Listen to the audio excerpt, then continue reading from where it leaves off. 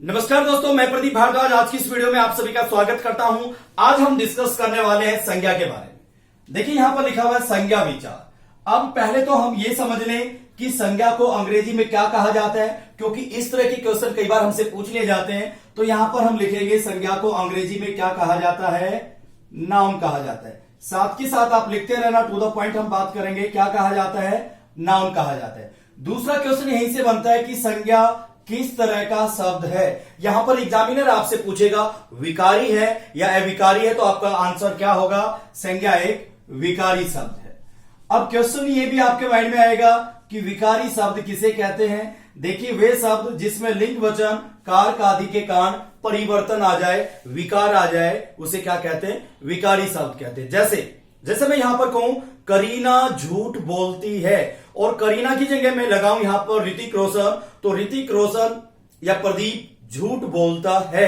तो यहां पर परिवर्तन हो रहा है। आगे करीना रखने से पीछे क्या आ रहा है, बोलती है, और आगे जब हमने प्रदीप को रखा तो क्या आ रहा है, बोलता है। तो लिंग वचन पुरुष आदि के कारण जिसमें परिवर्तन हो उसे विकारी कहते हैं, और जिसमें परिवर्तन ना हो उसे अविकारी कहते हैं। लेकिन फिलहाल हम बात करें संज्ञा विचार के बारे में। दूसरा एक और क्वेश्चन यहां पर बनता है, विकारी शब्दों को क्या कहेंगे हम अंग्रेजी में। देखिए आजकल किसी भी तरह के क्वेश्चन हमसे पूछे जा सकते हैं। इसे हम कहेंगे इनडिक्लाइनेबल। साथ के साथ लिखते रहे, क्या कहेंगे, इनडिक्लाइनेबल।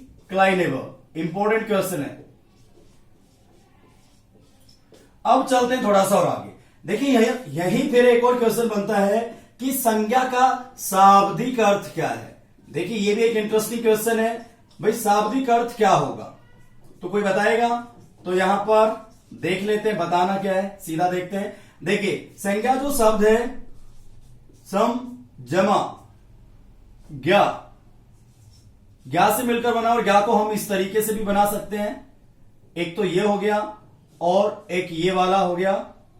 कौन से वाला, ये जो दूसरा मैं अभी बना रहा हूं, इन दोनों को मान्यता प्राप्त। आप दोनों यूज कर सकते हैं। संज्ञा जो शब्द है सम प्लस अज्ञा से मिलकर बना। वैसे संज्ञा होता है अगर इसकी सही प्रोनाउंसिएशन की हम बात करें, सही उच्चारण की, लेकिन फिर भी हम काम चलाने के लिए क्या बोल देते हैं, संज्ञा। तो यहां पर हम क्या देखेंगे, संज्ञा से बना सम का शाब्दिक अर्थ है विस्तृत। इसे लिख ले, इंपॉर्टेंट है, विस्तृत। और कहीं कहीं आपको मिलेगा सम्यक। क्या मिलेगा, सम्यक। और ज्ञा से मतलब हम क्या लेंगे, ज्ञान कराने वाला। तो यहां पर इसका शाब्दिक अर्थ क्या हुआ, विस्तृत या सम्यक ज्ञान कराने वाले शब्द को क्या कहते हैं, हम संज्ञा कहते हैं। प्लीज इसे लिख लें, ज्ञा से अर्थ क्या लेंगे, ज्ञान कराने वाला। ओके, अब चलते हैं नेक्स्ट स्टेप की ओर। फिर यहीं से एक और क्वेश्चन बनता है भाई साहब कि संज्ञा का कोषगत अर्थ क्या होगा। देखिए हर किसी चीज का कोई ना कोई अर्थ होता है, तो इसका अर्थ क्या होगा। कोषगत अर्थ की बात की जाए तो क्या होगा, बताइए। देखिए इधर अब लिख लेते हैं, बताना नहीं क्योंकि कम टाइम में ज्यादा आपको बताना है। तो इसका शाब्दिक अर्थ मैंने आपको बता दिया, सम प्लस ज्ञा से बना है। संज्ञा जो शब्द है किससे बना है, सम प्लस ज्ञा से। सम का शाब्दिक अर्थ है विस्तृत या सम्यक ज्ञान कराने वाला, और ज्ञा का अर्थ है ज्ञान कराने वाला। ठीक है, इसकी पूरी लाइन का मतलब क्या बना, विस्तृत ज्ञान कराने वाले या सम्यक ज्ञान कराने वाले शब्द को क्या कहते हैं, संज्ञा कहते हैं। और कोषगत मतलब डिक्शनरी के अकॉर्डिंग अगर बात की जाए उसे क्या कहेंगे, इसका कोषगत अर्थ क्या है, नाम। और यहां पर एक और चीज मैं आपको बता दूं, मैंने डिक्शनरी शब्द को यहां पर यूज किया। देखिए यहां पर मैं दो ऑप्शन लिख रहा हूं, यहां पर ऑप्शन नंबर क और ख। ध्यान से देखना, थोड़ा समझना है आपको। तो इनमें से कौन सा वाला शब्दकोश सही है, तो एक बार चेक कर लेते हैं आपका आंसर क्या हुआ। 99% यहां पर मिलेगा आपका आंसर, मुझे पता है। तो ऐसी गड़बड़ ना करें, ये गलत है और ये क्या है, सही। अब इसको प्रैक्टिकल समझते कि कैसे आपको ये हमेशा याद रहेगा। अब हमें करना क्या है, देखिए इधर ये क्या होता है, ये पैसे से संबंधित होता है। जैसे कोरोना वायरस चला हुआ है, पीएम फंड से क्या हुआ, राहत कोष मिलता है, या पीएम राहत कोष में हम पैसे जमा कराते, डिपॉजिट कराए थे ना, सभी ने किया होगा कुछ ना कुछ। वो राहत कोष, वहां पर आप देखेंगे ये वाला कोष है जो कि खजाने से या पैसों से संबंधित होता है। ठीक है, प्लीज इसे आप नोट डाउन कर लेंगे क्योंकि कई बार कंफ्यूज हो जाते हैं, पैसों या खजाना। ठीक है, और ये वाला जो है ये हम डिक्शनरी को कहते हैं, जिसे हम शब्दकोश कहते हैं। तो ये क्या है, ठीक है, और एग्जाम में आएगा तो ये क्या होगा हमारा, गलत। अब चलते हैं थोड़ा सा और आगे। देखिए अगर संज्ञा के, अब देखिए संज्ञा क्या है, एक विकारी शब्द है, एग्जाम में डिट्टो पूछा जाएगा। लेकिन अगर मैं आपसे पूछूं कि संज्ञा के विकारी कितने रूप हैं, सॉरी संज्ञा के कितने विकारी रूप हैं, हाँ सही क्वेश्चन था, तो क्या आंसर होगा आपका, सोचिए एक बार। तो यहां पर ध्यान से आपको देखना है, संज्ञा के 3 विकारी रूप हैं। कितने विकारी रूप हैं, 3 है जी। ध्यान से देखना, यहां पर टेक्निकल चीजें मैं आपको बताऊंगा। संज्ञा के 3 विकारी रूप हैं। चलो जी ठीक है, कुछ को तो ये भी नहीं पता था, लेकिन चलो ठीक है बता दिया है। अब कौन कौन से हैं, लिंग, वचन और कारक, ये संज्ञा के क्या हैं, 3 विकारी रूप हैं। और एग्जाम में आएगा लिंग खाली स्थान संज्ञा का है, तो आपका आंसर क्या होगा, विकारी रूप है। ठीक है, यहां पर या वचन के बारे में पूछा जाए, ये भी विकारी है और कारक भी विकारी है। लेकिन एग्जामिनर ये ना पूछकर आपसे पूछ सकता है, बताइए भाई साहब संज्ञा के कितने धर्म हैं, तो कंफ्यूज हो जाओगे, तो कंफ्यूज मत होना। पूछा जाएगा संज्ञा के कितने धर्म हैं, संज्ञा के कितने लक्षण हैं, आपसे पूछा जाएगा संज्ञा की कितनी कोटियां हैं, तो आप कंफ्यूज बिल्कुल मत होना, क्योंकि जो आंसर मैंने आपको ऊपर बताया है वही क्या होगा, डिट्टो नीचे होगा। अगर एग्जामिनर आपसे पूछता है संज्ञा के कितने विकारी रूप हैं, संज्ञा के कितने धर्म हैं, संज्ञा के कितने लक्षण हैं, संज्ञा की कितनी कोटियां हैं, तो आंसर क्या होगा हमारा, लिंग, वचन, कारक। इट मीन्स इन सभी का आंसर क्या होगा, 3। यहां तक समझ में आ गया। अब हम बात करते हैं संज्ञा किसे कहते हैं। देखिए परिभाषा की जब हम बात करेंगे, यहां पर ध्यान से देखिए, कम टाइम में मैं बिल्कुल आपको ज्यादा बता रहा हूं और यहां ध्यान से देखना है सब कुछ। देखिए परिभाषा अगर मैं बताऊं, किसी व्यक्ति, वस्तु, स्थान, प्राणी या भाव के नाम को क्या कहते हैं, संज्ञा कहा जाता है। या फिर आप जो भी चीजें, या आप इस वीडियो को वॉच कर रहे हो, कुछ भी आपको दिखाई दे रहा है और मन के अंदर, दिमाग के अंदर उसका एक नाम आता है, क्या आता है, नाम आता है, तो वो क्या है, संज्ञा है जी। तो किसी व्यक्ति, वस्तु, स्थान, प्राणी या भाव के नाम को क्या कहते हैं, संज्ञा कह सकते हैं। संज्ञा कह नहीं सकते, संज्ञा कहते हैं। और अगर अंग्रेजी में समझना चाहो, noun is a name of person apart from intangible things. Intangible things का मतलब क्या होगा, जो चीजें दिखाई नहीं देती है। जैसे मैं कहूं प्रेम, प्रेम क्या है, एक भाव है, दिखाई नहीं देता है, लेकिन फिर भी क्या है, संज्ञा है। प्रेम, ईर्षा, द्वेष, ये सब क्या है, यस्मा को हूं मैं, तो ये सभी क्या है, भाववाचक संज्ञाएं हैं, लेकिन दिखाई नहीं देती है, हम महसूस करते हैं, तो वो भी क्या है, apart from intangible things. It means जो अमूर्त चीजें हैं, जो देख नहीं पाते हैं, महसूस करते हैं, वो भी किसके अंतर्गत आती है, संज्ञा के अंतर्गत। यहां तक पॉइंट क्लियर, ये होगी डेफिनेशन। अब हम बात करेंगे भेदों के बारे में। आपके एग्जाम में क्वेश्चन आएगा कि कामता प्रसाद किसके अनुसार, कामता प्रसाद गुरु के अनुसार संज्ञा के कितने भेद हैं, तो आपका आंसर क्या होगा, 3। या फिर आपसे पूछा जाएगा आधुनिक, आधुनिक मान्यता के अनुसार, किसके अनुसार, आधुनिक मान्यता के अनुसार संज्ञा के कितने भेद हैं, तो 3। और अगर हम प्राचीन की बात करें, प्राचीन जो भी पुराने समय में जो संज्ञा के भेद चलते थे, तो कितने चलते थे, 5 चलते थे। तो यहां पर हम याद रखेंगे। अब देखिए भेदों के बारे में बात कर लेते हैं। यहां पर देखिए सबसे पहला भेद है हमारा व्यक्तिवाचक संज्ञा। बिल्कुल प्रैक्टिकल बताऊंगा यहां पर, और आपको समझ में भी आएगा, टाइम कम लूंगा, वीडियो को लगातार देखते रहिए। व्यक्तिवाचक संज्ञा, इन English it is called proper noun. ठीक है, ये बाद में हम बता देंगे, यहां पर लिख देता हूं, फिर भी चलो लिख ही देता हूं, जब कंप्लीट कर रहे हैं तो इसे क्या कहेंगे, proper noun. Next one is जातिवाचक संज्ञा। यहां पर एक टेक्निकल पॉइंट आएगा, आप इसको थोड़ा ध्यान से देखेंगे। ये क्या है, जातिवाचक संज्ञा। इसके 2 भेद हैं जी। एग्जामिनर यहीं से क्वेश्चन पूछेगा कि संज्ञा के कितने भेद हैं, तो आप बताएंगे 3 हैं आधुनिक मान्यता के अनुसार, और प्राचीन समय की अगर बात करें तो 5 हैं। और अगर मुख्यतः देखा जाए, अगर कोई पूछ रहे ज्यादा गहराई से, तो मुख्यतः जातिवाचक ही संज्ञा का भेद है। ये आपको कोई नहीं बताएगा, इसे थोड़ा माइंड में रखना। लेकिन एग्जाम ओरिएंटेड हम पढ़ रहे हैं तो इनको पढ़ना पड़ेगा। ये हो गया जातिवाचक के कौन कौन से भेद है जी, समूहवाचक जिसे कलेक्टिव नाउन कहा जाता है, ठीक है, यहां पर लिख देता हूं मैं, क्या कहा जाता है, कलेक्टिव नाउन।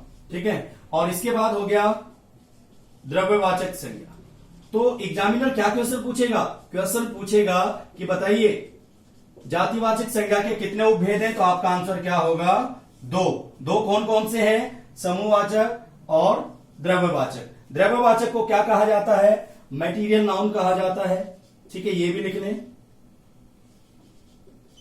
ठीक है, अब रही बात जातिवाचक संज्ञा को क्या कहते हैं, कॉमन नाउन कहा जाता है। ठीक है, अब चलते हैं तीसरे भेद की ओर। तीसरा भेद कौन सा है, व्यक्तिवाचक संज्ञा, जातिवाचक संज्ञा, फिर हमारा लास्ट भेद है भाववाचक संज्ञा, जिसको अंग्रेजी में एब्स्ट्रैक्ट नाउन कहा जाता है। अब इनकी परिभाषा भी मैं आपको बताऊंगा और एग्जाम्पल के साथ भी कि एग्जाम में किस तरह के क्वेश्चन आते हैं, और जो एक दो पॉइंट बचे हैं उनको भी कंप्लीट करने वाला हूं। यहां पर देखिए इसे क्या कहेंगे, एब्स्ट्रैक्ट नाउन। क्या कहेंगे, एब्स्ट्रैक्ट नाउन। ठीक है, नाउन पीछे आप लगा देंगे, कॉमन है। अब देखिए व्यक्तिवाचक संज्ञा, देखिए इसकी खास बात, ये हमेशा कैपिटल लेटर में आता है। एक पहचान बता रहा हूं, कोई बताएगा नहीं आपको, कैपिटल लेटर में। कैसे, मैंने बोला दिल्ली, देखिए, या मैंने कहा रोहतक, आर बड़ा आया, आर बड़ा है ना, तो यहां पर हम देखेंगे इसकी एक पहचान।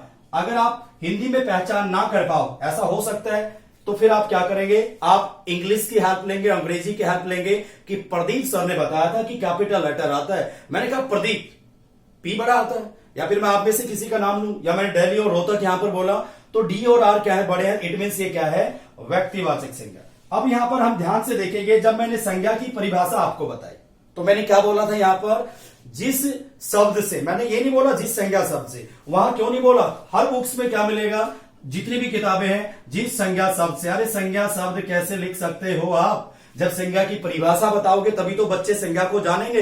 तो मोस्टली बुक्स में भी गलत लिखा होता है, जिस संज्ञा शब्द से नहीं हो सकता, जिस शब्द से। फिर डेफिनेशन आप बताएंगे। अब डेफिनेशन बताने के बाद अब आप यहां पर लगा सकते हैं, जिस संज्ञा शब्द से किसी विशेष व्यक्ति, वस्तु या स्थान का बोध हो। व्यक्ति मैंने बोला करीना, वैसे भी फेमस है, व्यक्ति हो गया। मैंने बोला स्थान दिल्ली, दिल्ली हो गया। वस्तु बोला मैंने सोना चांदी, ये सब क्या है, वस्तुएं। जल्दी से बोले। अब यहां पर एक चीज ध्यान से देखनी है, यहां पर नाम का आना जरूरी है। मैंने बोला करीना, दिल्ली, ये सब क्या है, जगह। जहां भी नाम आएगा तो वो व्यक्ति क्या या स्थान, वो क्या हो जाता है, विशेष हो जाता है। ये आपको माइंड में रखना, विशेष। ठीक है, सोना चांदी देखकर कभी अटक जाओ, तो मेरी बात को थोड़ा समझिए। अब हम बात करते हैं जातिवाचक। देखिए जिस संज्ञा शब्द से कॉमन एक जाति का बोध हो, जैसे मैं कहूं लड़का, मैं क्या कहूं, लड़का, तो लड़का क्या है, लड़के में बहुत तरह के लड़के आते हैं, प्रदीप आता है, सोनू आता है, मोनू आता है। या मैं लड़की कहूं तो यहां पर जैसे कोई भी लड़की, तो उसके अंदर तो बहुत सारी लड़कियां आ गई। मेरी बात आप समझ पा रहे हैं ना। तो और या फिर मैं कहूं जगह, कहूं मैं ग्राम, कहूं ग्राम में मेरा गांव भी आता है, आपका गांव भी आता है, तो सभी का आता है। ठीक है ना, समझ में आ रही है मेरी बात। अब यहां पर देखिए, इसे टेक्निकल वे से समझते हैं। जैसे मैंने कहा लड़का, या फिर मैं कहूं नदी, यहां पर प्रैक्टिकल देखते हैं, क्योंकि प्रैक्टिकल पढ़ाई कर रहे हैं हम। देखिए इधर यहां लिखा मैंने नदी, भाई ये क्या है, जातिवाचक है। नदी में अगर हम नाम ले दें तो गंगा, तो क्या बन गया, व्यक्तिवाचक संज्ञा। मैंने यहां पर लिखा लड़की, और लड़की में बहुत तरह की लड़कियां आती है, मोटी भी, पतली भी, गांव की भी, शहर की। लेकिन ये तो हो गया कॉमन जातिवाचक संज्ञा। लेकिन जैसे हमने नाम ले दिया करीना, तो क्या हो गया, व्यक्तिवाचक संज्ञा। नाम आते ही व्यक्तिवाचक संज्ञा, और जब पता ही ना चले पूरी जाति का बोध हो तो जातिवाचक। ठीक है, एक और एग्जांपल लेते हैं। यहां पर मैंने लिखा शहर। अब कौन सा शहर, रोहतक या फिर झज्जर या फिर दिल्ली की हम बात कर रहे हैं, तो यहां पर हम क्या लिखेंगे, कुछ भी लिखेंगे, जो नाम आएगा तो क्या बन जाएगा, व्यक्तिवाचक। यहां लिखा मैंने बहादुरगढ़, जो कि मेरा होम टाउन है, बहादुरगढ़। ठीक है, तो ये क्या बन गया हमारा, व्यक्तिवाचक। या फिर आप कह सकते हैं प्रॉपर नाउन। ठीक है, व्यक्तिवाचक ही लिख देता हूं, आपको कंफ्यूजन नहीं होगी। ये क्या हो गया, व्यक्तिवाचक संज्ञा। और सबसे ऊपर की हम बात करें वो क्या है, जातिवाचक। ठीक है, यहां तक क्लियर। अब हम बात करते हैं, जातिवाचक के दो भेद होते हैं। अब देखिए वहां पर समूहवाचक है, जिससे समूह का बोध हो। किसका बोध हो, समूह का। अब जैसे मैं कहूं ऑर्केस्ट्रा, एक तड़कता भड़कता है, आपके लिए बड़ा काम का है, इसे लिख लेना। ऑर्केस्ट्रा, जो भी गाने बजाने वाले होते हैं उनके समूह को ऑर्केस्ट्रा कहा जाता है। या फिर मैं कहूं ताश, या फिर मैं कहूं वर्ग, या मैं कहूं मेला, या मैं कहूं दल, या मैं कहूं समिति। ये एग्जाम में पूछे जाएंगे, यहां से एक पक्का आएगा, लिख ले। ठीक है, समिति, इसको भी एरर में पूछा जाता है, वर्तनी में। ठीक है, स्पेलिंग जिसे कहा जाता है, और उर्दू में जिसको हिजे कहा जाता है। ठीक है, मेला हो गया, दल हो गया, पुलिस, ये सभी क्या है, समूहवाचक संज्ञा। या फिर हम कक्षा की बात करें, ये भी क्या है, समूहवाचक संज्ञा। और या फिर हम बात करें पंचायत। तो अब तक फंडा क्लियर। तो ये क्या हो गया, समूह के बारे में बताते हैं। फिर इसी का एक और भेद है जातिवाचक का, दूसरा कौन सा है, द्रव्यवाचक। यहां पर बच्चे थोड़ा कंफ्यूज हो जाते हैं। देखिए, द्रव्य से पता चल रहा है सोना, चांदी। या फिर इसको समझने के लिए एक टर्म मैं आपको बताता हूं, जो चीज एक चीज मतलब दो चीजों से मिलकर बनती है उसे द्रव्यवाचक संज्ञा का नाम दिया जाता है। जैसे भाई सोना चांदी क्या है, किसी न किसी से मिलकर बनते हैं। या फिर मैं कहूं तेल, या फिर मैं कहूं घी। और इसकी एक पहचान, जो शॉर्ट ट्रिक कहीं आपको मिलेगी नहीं। देखिए, जो भी चीजें मापी जाती हैं, या फिर नापी जाती हैं, या फिर तोली जाती है, उसको क्या कहेंगे, द्रव्यवाचक। अपने आप निकल कर आएगा क्या। देखिए इधर मैंने कहा कपड़ा मापा जाता है भाई साहब, अब सोचने की जरूरत नहीं है आपको। तो आप क्या याद रखेंगे, जो भी वस्तुएं मापी जाती हैं या नापी जाती हैं या तोली जाती है, उसको क्या कहते हैं, द्रव्यवाचक संज्ञा कहा जाता है। फिर हम बात करते हैं अगले और अंतिम भेद के बारे में, भाववाचक संज्ञा। देखिए, भाव से पता चल रहा है भाववाचक संज्ञा, और यहां से क्वेश्चन पूछे जाएंगे बिल्कुल 101%। अब इसको थोड़ा टेक्निकल वे से मैं आपको बता देता हूं। भाववाचक संज्ञा को इंग्लिश में क्या कहते हैं, एब्स्ट्रैक्ट नाउन कहा जाता है। ये भी याद कर लें क्योंकि इस तरह के क्वेश्चन पूछे जा रहे हैं। एब्स्ट्रैक्ट नाउन कहा जाता है। अब देखिए, जैसे मैं कहूं प्रेम, मैं कहूं प्यार, मैं कहूं जवानी, ये सब क्या है, भाव है। या फिर एग्जाम में बार बार पूछा जाता है बुढ़ापा, क्या पूछा जाता है, बुढ़ापा। या फिर पूछा जाता है मिठास, यहां से तो पक्का क्वेश्चन आएगा, मिठास। या फिर और लिख देता हूं जो आपके लिए हेल्प करेंगे, सफेदी। और एक लास्ट, और इनमें से एक पक्का मिलेगा, हरियाली। एक और लिख देता हूं यहां पर आपके लिए, ताकि आपकी हेल्प पूरी हो, हरियाली। तो ये क्या है, भाववाचक संज्ञा, जिनको हम छू नहीं सकते, टच नहीं कर सकते, उसे क्या कहते हैं, भाववाचक संज्ञा। इनको केवल हम महसूस कर सकते हैं, तो उन्हें क्या कहेंगे, भाववाचक संज्ञा। क्या कर सकते हैं, महसूस, लेकिन हम इनको टच कह लो या फिर छू नहीं सकते। याद रखेंगे डेफिनेशन में। अब यहीं से फिर एक और क्वेश्चन बनता है बड़ा प्यारा सा, कि भाववाचक संज्ञा कितने प्रकार के शब्दों से बनती है। तो यहां पर थोड़ा सा हमारा दिमाग घूम जाता है। देखेंगे इधर, भाववाचक संज्ञा 5 प्रकार के शब्दों से बनती है। कितने प्रकार के, 5 प्रकार के। अब इनको याद कैसे करेंगे, अब आप कहोगे सर ये भी एक नई चीज है, लेकिन इसको याद करने के लिए मैं ट्रिक आपको बता रहा हूं। यहां पर देखेंगे, अपना, सभी बोलते रहेंगे साथ के साथ। एक ट्रिक, रामबाण दे रहा हूं, कभी जिंदगी में आप भूलोगे नहीं, गारंटी ले रहा हूं मैं। ट्रिक या रामबाण जिसको मैं कहता हूं, अपना जवान लड़का, अपना जवान लड़का दूर काटना।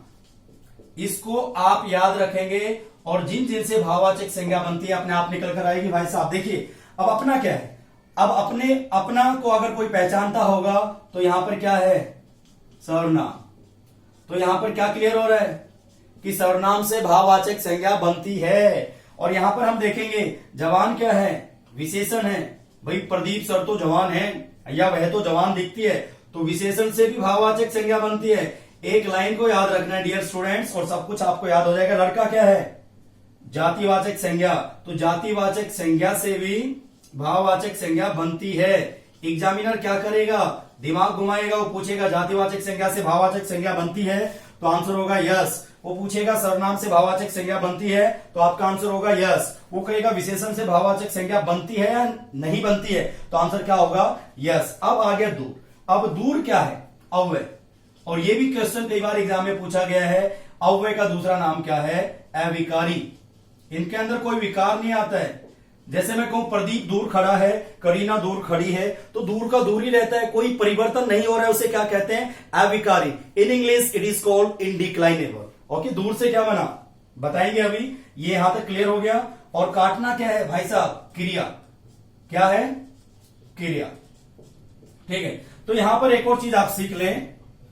सर्वनाम से, विशेषण से, जातिवाचक संज्ञा से, अव्यय से मतलब अविकारी से और क्रिया से भाववाचक संज्ञाएं बनती हैं। अब इनको हम थोड़ा प्रैक्टिकल देखते हैं, यहां पर कैसे बनती हैं, इसको एक बार समझ लेते हैं, ठीक है, ताकि आपको याद हो जाए। ठीक है, और बस 1-2 मिनट का काम और रह गया। और जो भी है प्लीज उसे रिवाइज जरूर कर लेना, कभी आप हल्के से लो, नहीं तो क्लासें काफी भारी पड़ेंगी। और काफी इंटरेस्टिंग तरीके से और सिंपल तरीके से मैंने आपको समझा दिया है, संज्ञा में आप कभी आप मार नहीं खाओगे। यह है हमारा पार्ट 1। ठीक है, अब यहां पर देखेंगे भाई भाववाचक संज्ञा 5 प्रकार के शब्दों से बनती है। लेकिन यहां पर एक और चीज है, अगर हम आधुनिक टाइम की बात करें तो एक चेंज हो गया है। मैंने लिखा आहा, बोलते ना कई बार आहा, और आहा से बनता है आहाकार। जैसे कोरोना वायरस की वजह से आहाकार मचा हुआ है देश में, सभी को पता है ना। अब ये क्या हो गया, तो यहां पर एक टर्म निकल कर आई क्या कि भाई विस्मयादि बोधक शब्दों से भी भाववाचक संज्ञा बनती है। पूछ लिया जाए तो आंसर ये होगा, विस्मयादि बोधक शब्दों से भी क्या बनती है? भाववाचक संज्ञा बनती है। अब थोड़ा सा टेक्निकल पॉइंट है यहां पर, इसको प्रैक्टिस कर लेते हैं। अपना क्या था? सर्वनाम। अब अपना से क्या बना? यहां पर देखिए प्रैक्टिकल लिखेंगे हम। अपना से बना अपनापन। भाववाचक संज्ञा की बात हम कर रहे हैं क्योंकि भाई रटना नहीं है ना, समझना है। अब हम बात करेंगे जवान से। जवान से क्या बना? जवानी। अब देखेंगे लड़का। लड़का से क्या बना? लड़कपन। एग्जाम में भी पूछा जाएगा। ठीक है, फिर है जी अगला, दूर से क्या बना? दूरी।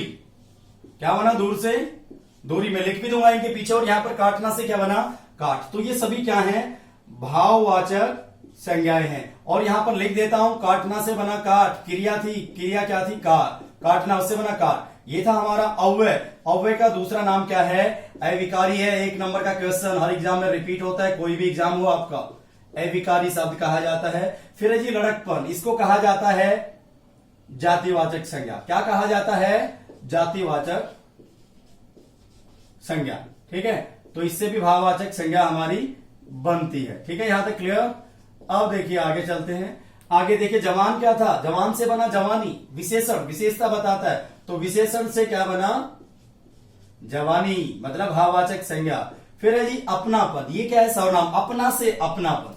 ठीक है, और ये क्या हो गया हमारा? सर्वनाम। तो इनसे भी भाववाचक संज्ञा बनती है। और एक लास्ट और टर्निंग पॉइंट मैं आपको बता दूं जो इंपॉर्टेंट और इंटरेस्टिंग होगा। क्या? देखिए कुछ, ये तो क्या हो गया, कोई तो बनती है सर्वनाम से, कोई भाववाचक संज्ञा बनती है विशेषण से, कोई बनती है जातिवाचक से, कोई बनती है अव्यय से, कोई बनती है विस्मयादि बोधक से। ये एक सिंपल चीज है। लेकिन कोई पूछ ले, बताओ कि प्रेम किस तरह की भाववाचक संज्ञा है? कोई पूछ ले क्षमा किस तरह की भाववाचक संज्ञा है? या कोई पूछ ले सत्य किस तरह की भाववाचक संज्ञा है? तो आप कंफ्यूज मत होना, क्योंकि देखिए ये किसी से नहीं बने हैं। तो इनका एक नई टर्म मैं आपको बता रहा हूं भाई साहब, जनाब लिख लें। इन्हें कहेंगे स्वतंत्र भाववाचक संज्ञा। क्या कहेंगे? स्वतंत्र भाववाचक संज्ञाएं इनको कहा जाता है। स्वतंत्र भाववाचक संज्ञाएं है, क्योंकि किसी से मिलकर नहीं बनी है, तो इनका नाम क्या पड़ा? स्वतंत्र भाववाचक संज्ञा। एक नेक्स्ट टर्म आपको बता दी है। आई होप संज्ञा विचार, संज्ञा के बारे में जितना भी मटेरियल था, जो भी बताने लायक था, मैंने आपको बता दिया है। जल्द ही इसका सेकंड पार्ट आने वाला है और कुछ दिनों में मॉक टेस्ट आपको मिलने वाला है। तो ये जितना भी मैंने आपको बताया, इसके पार्ट 2 में जो भी रूल्स होंगे, जो गोल्डन रूल्स आपसे छुपाए जाते हैं या फिर बताए नहीं जाते और आपके पास नहीं पहुंचते हैं, वो इजीली मैं आप तक पहुंचाऊंगा। तो इस वीडियो को जितना उसके आप शेयर कीजिए और जितना उसके औरों को बताइए, ताकि सभी की हिंदी क्या हो? अच्छी हो। ये था हमारा पार्ट 1 और नेक्स्ट जब आएगी वीडियो तो वो होगा पार्ट 2। ये जो पॉइंट हमारे उसमें बच गए तो उसको हम डिस्कस करेंगे। जैसे हम डिस्कस करेंगे कुछ महत्वपूर्ण भाववाचक संज्ञाओं को, हम डिस्कस करेंगे कुछ गोल्डन रूल होते हैं संज्ञा के, जो कि एग्जाम में वहां से क्वेश्चन पूछे जाते हैं, उनको डिस्कस करेंगे ताकि आप एग्जाम में अच्छे नंबर लेकर आओ। ठीक है, उम्मीद है कि आज ये जो भी हमने पढ़ा आपको समझ में आया होगा और नेक्स्ट वीडियो में मिलते हैं पार्ट 2 में कुछ नई चीजों के साथ। Thanks for watching it and